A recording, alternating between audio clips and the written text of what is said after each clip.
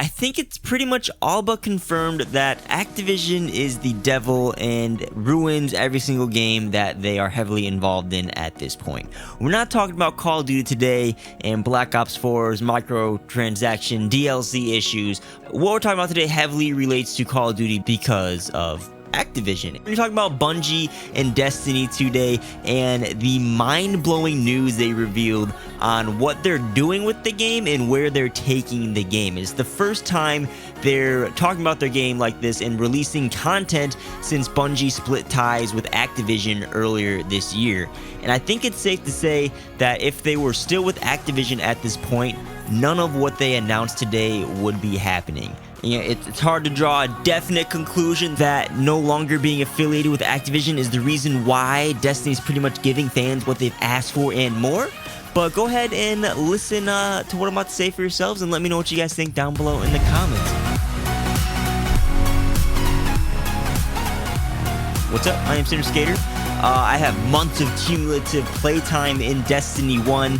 D2 came out. I kind of lost interest in it after a month because of the way the end game and kind of progression in the game worked. And a lot of people blamed Activision for many of the flaws with Destiny 2. And after today, this is like the first time I'm really excited for Destiny in a while. So it's really fun to talk about this. So a little backstory before we get into what they talked about today.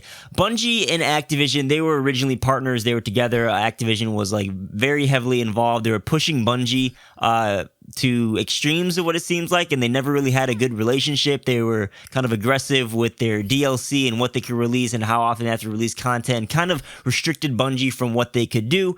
And earlier this year, they came to a mutual agreement to just split ties, and Activision no longer was involved with the Bungie or with the Destiny IP, and Bungie had complete creative control and are now self-publishing their game. And people have been paying close attention to what Bungie's next step was going to be. Are they going to show that, Activision was holding them back and now they're going to blow people's expectations? Or were they going to be a letdown and, Bungie was partly to blame for the flaws of Destiny 2?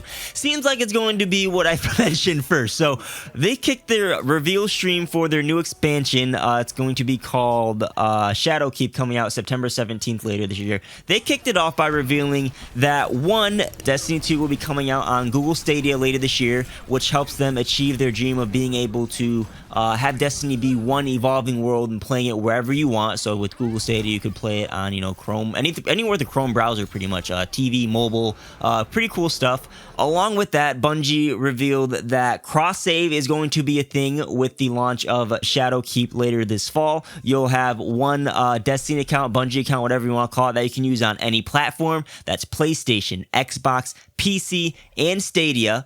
They also announced that there's no more platform exclusivity. There's no more PlayStation deal. PlayStation is no longer going to be getting the early DLC on Destiny. Everyone's going to be getting the content at the same time. So it's interesting because, one, Sony decided that they'll allow cross-save with all the other platforms, like very last minute. It was like 24 hours before the stream, before they finally said they're going to allow it. It's also interesting because I think of Destiny and Call of Duty as kind of like the same game with Activision. They kind of pushed it as their tentpole games to get a lot of monetization in and really push, and it was like really popular. So it's interesting because of Activision's ties with the Destiny franchise and how it always had a Sony exclusivity deal, similar to how Call of Duty's always had an exclusivity deal on a platform. And now that Activision is no longer tied, that deal is immediately being dropped. So is Activision the reason why on certain games they push exclusivity deals like with Call of Duty?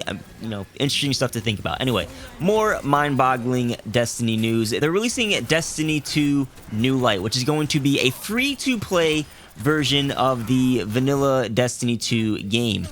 You're pretty much going to have access to all the game modes, all the missions, worlds, everything for free. About 15 minutes of playtime after you play that very first Destiny 1 mission. You're open to play any part of the game.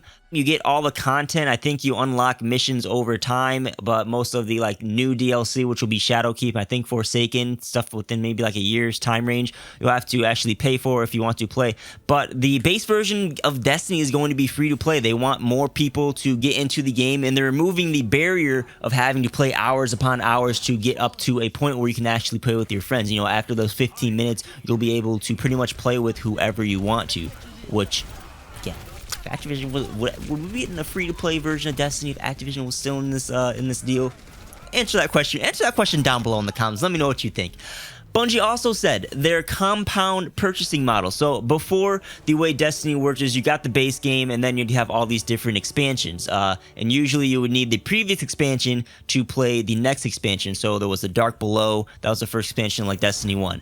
If you wanted to get House of Wolves, which was the next one, you had to actually have Dark Below as well. And then there was Taken King next. If you wanted to get Taken King, you had to have the previous expansions. With Destiny 2, they also had an annual pass, and you had to buy that on top of seasons. A bunch of different monetization. It was really confusing on what you had to buy, which is also one of the reasons why I was turned off of the game. So now, everything moving forward is going to be a la carte. You no longer have to own every single DLC expansion pack to play the one you want. If you want to get Shadowkeep, you can just have Shadowkeep moving forward. And then the next DLC, say you didn't buy Shadowkeep, but you want the next DLC, you can just buy that. You don't have to own the previous one moving forward, making the game more accessible to players, more customer friendly. Again, would this be happening if Activision was still involved?